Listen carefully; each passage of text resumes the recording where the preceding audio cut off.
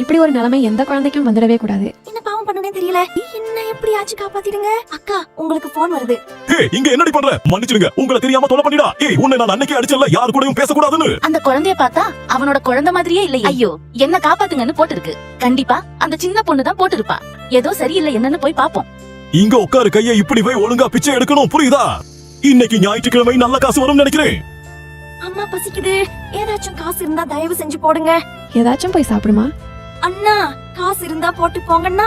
இந்த அம்மா கிட்ட இவ்வளவுதான் இருக்கு. நினைச்ச மாதிரியே நிறைய காசு வந்திருக்கு. வந்த வரைக்கும் போய் எடுத்துட்டு வந்துடலாம். ஏய் காசு என்ன பண்ற கூட என் கையில.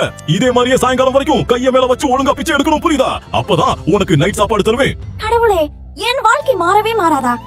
சீக்கிரம் வாமா, அவன் வரதுக்கு முன்னாடி போயிடலாம். உனக்காக புது துணி வாங்கி வச்சிருக்கேன், சீக்கிரம் மாத்திக்கோ. இந்த ட்ரெஸ்ல நீ ரொம்ப அழகா இருக்கமா.